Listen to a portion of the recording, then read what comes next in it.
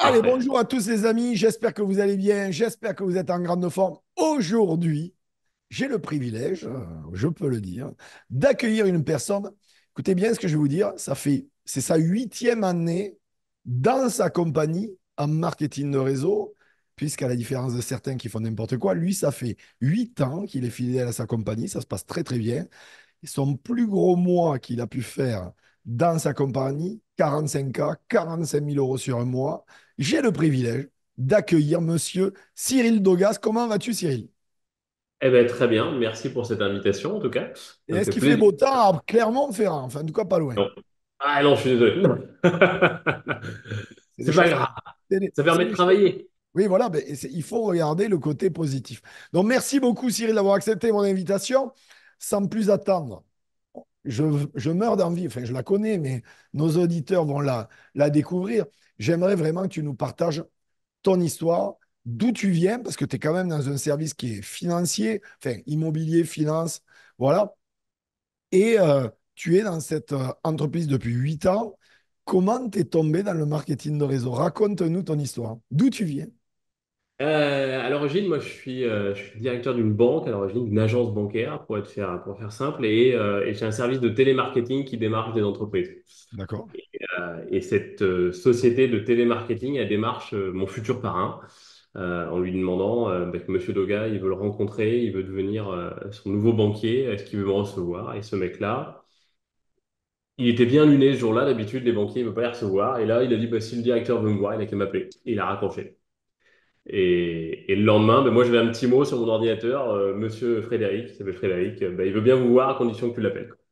Donc, je l'ai rappelé. Bon, voilà, un peu compliqué, je l'ai rappelé. Et puis, on a discuté, il est devenu client, il est devenu ami. Et puis on est resté amis comme ça. Et finalement, je ne savais ni ce qu'il faisait réellement, mis à part qu'il avait une entreprise dans le patrimoine, c'est notre métier. Et je ne connaissais pas le marketing de réseau. Mais comme on était amis, et c'était ça qui était bon, le jour où j'ai été moins bien dans mon entreprise, dans une autre entreprise, j'étais à l'époque au CIC, je suis passé à la caisse d'épargne, Ouais. mais c'était toujours mon ami et il était toujours à l'écoute. Et là, il m'a fait découvrir le marketing de réseau. D'accord. Ben, écoute, tu vois, des fois, ça se joue à un coup de fil, tout ça. Une amitié et une carrière. C'est ça, c'est ça, c'est vraiment ça. Il me disait, les banquiers, j'en ai tout le tour du ventre, je leur réponds jamais. Et ce jour-là, ben si. Et ça m'a arrangé parce que ce jour-là, je le savais pas, mais je mettais le pied dans quelque chose que je ne connaissais pas, où j'allais mettre le pied à l'intérieur dans quelque Ah, bien chose que je sûr, bien connaissais sûr. pas, et qui a ouais, bien changé ma vie. Je peux te Ah, ça, confirmer. c'est, ça, c'est clair. Alors, j'aimerais que tu nous partages un peu ton état d'esprit. Parce que tu étais, on peut le dire, même si tu étais directeur d'une succursale, tu étais salarié. Enfin, voilà. Et aujourd'hui, tu es devenu entrepreneur. Donc, c'est quoi ton état d'esprit aujourd'hui? Comment tu fonctionnes au quotidien? Comment tu t'organises? Qu'est-ce qui se passe dans ta tête? Voilà. On veut savoir un petit peu comment tu fonctionnes. J'ai un mantra que j'utilise tous les jours depuis très longtemps qui veut tout dire et pas grand-chose à la fois, mais qui me dit souris à la vie et la vie te sourira.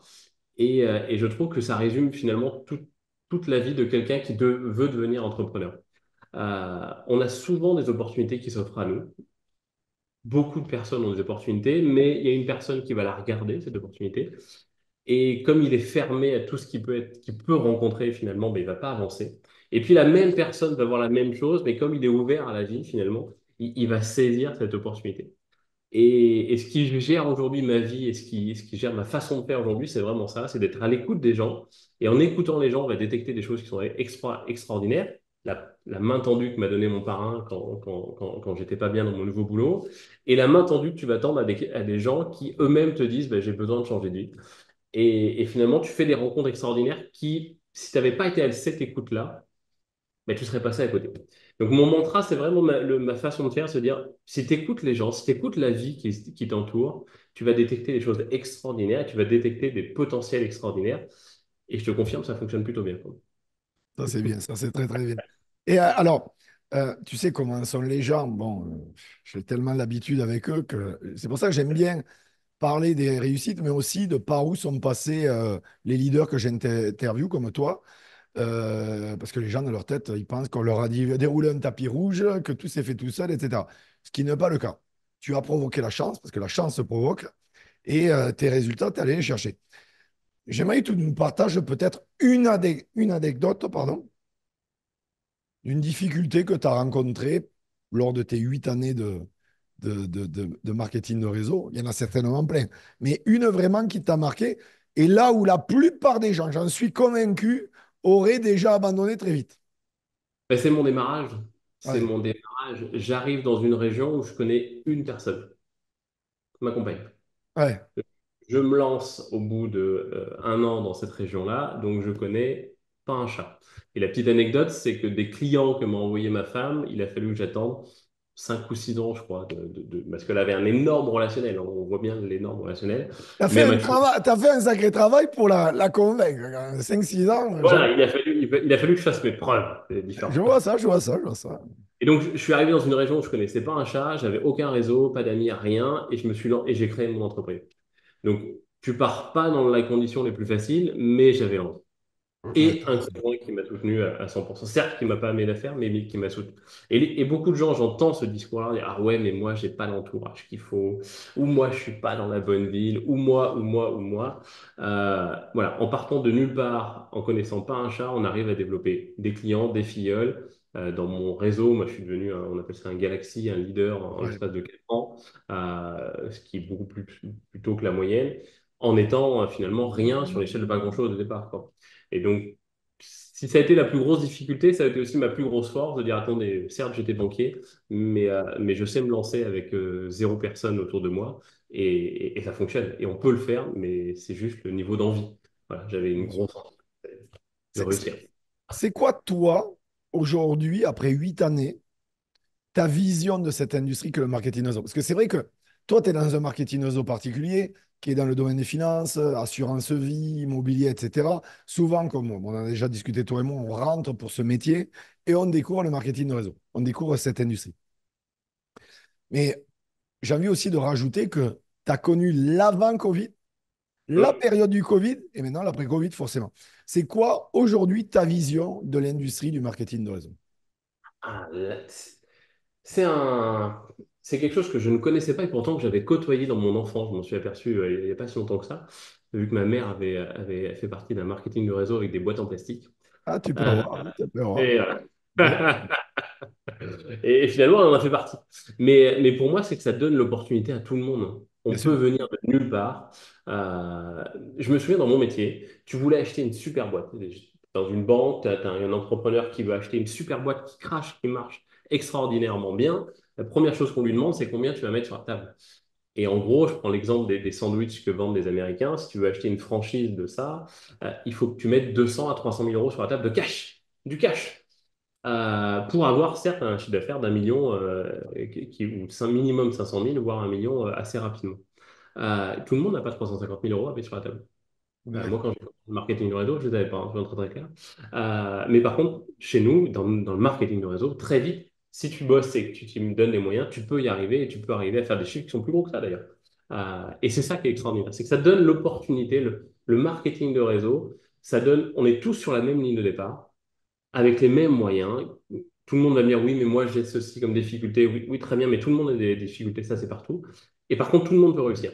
Alors, tout le monde ne réussira pas parce que il y a certains vont chercher des excuses, Bien mais sûr. par contre, tout le monde peut réussir et en n'ayant rien, quoi. Pour démarrer dans le marketing de réseau, il faut un ordi, un téléphone, en théorie.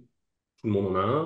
Et peut-être une voiture, et encore que maintenant, avec la visio, comme tu dis, la voiture, c'est même plus nécessaire. Et avoir envie, comme tu disais, tu avais faim, tu avais envie. L'envie, c'est tout, quoi. Mais il n'y a pas que dans le marketing réseau. Mais Bien sûr, si tu n'as dans pas tout. envie, si tu ne crois même pas en toi, qui peut le faire à ta place, quoi? Je suis d'accord. Non, non, mais c'est clair, c'est clair, c'est clair. Alors, je pense que voilà, je veux dire, je suppose que le Cyril, il y a 8 ans, n'est plus le même qu'aujourd'hui. Il a Un peu évolué. différent. Voilà, et comme le bon vin, voilà, comme le bon vin. Et est-ce que toi, tu te développes ou tu t'es développé personnellement pour en arriver là où tu en es aujourd'hui?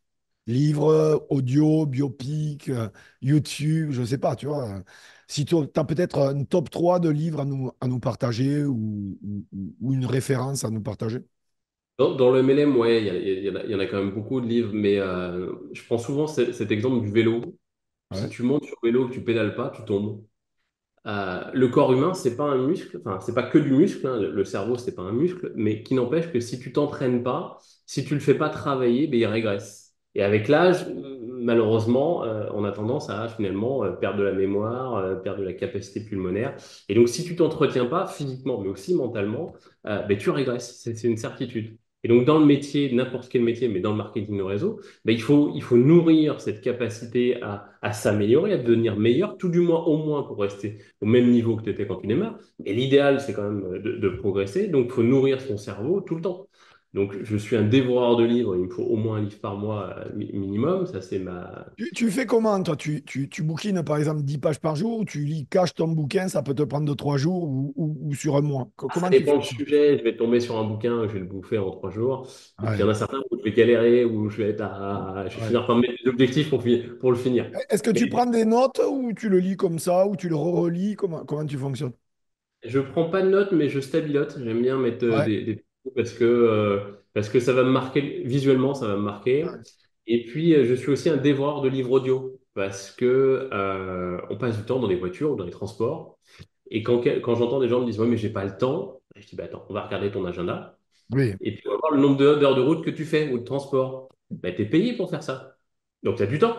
bien sûr. Et soit tu écoutes de la musique, bon, bah, c'est très bien, c'est un bon divertissement. Soit tu l'utilises pour faire autre chose, et ce autre chose, bah, tu peux l'utiliser pour te former. En plus, maintenant, il y a des applications qui te résument des livres si tu as des sujets où c'est moins, où tu aimes moins, donc tu as envie d'avancer un peu sur le sujet sans faire tout le livre. Hein. Il y a plein de choses. L'application s'appelle Headway. Je sais pas si tu connais. Alors, je sais pas le nom, mais j'utilise beaucoup. Et elle te fait des résumés de livres. Ouais, Bon, Headway. Bon, j'utilise Headway, celle-là.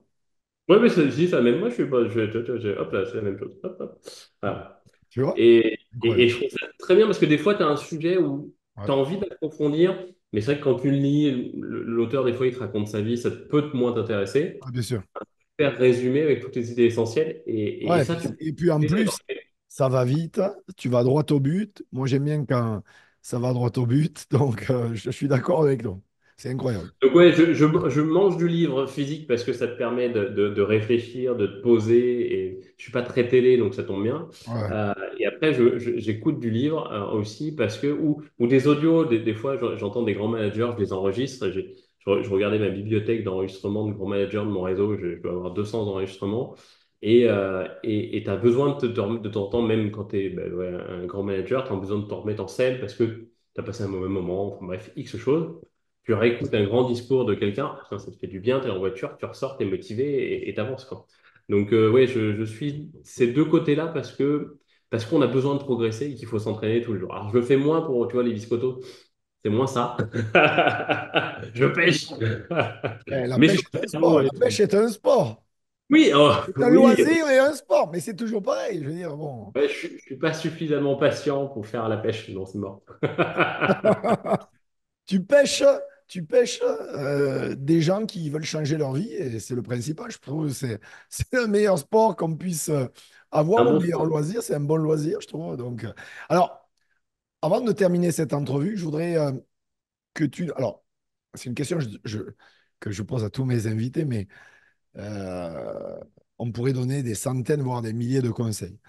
Vraiment, je voudrais que tu nous partages 3 conseils qui, toi, en tout cas, te paraissent le plus pertinents quand on découvre ce style d'opportunité en marketing de réseau.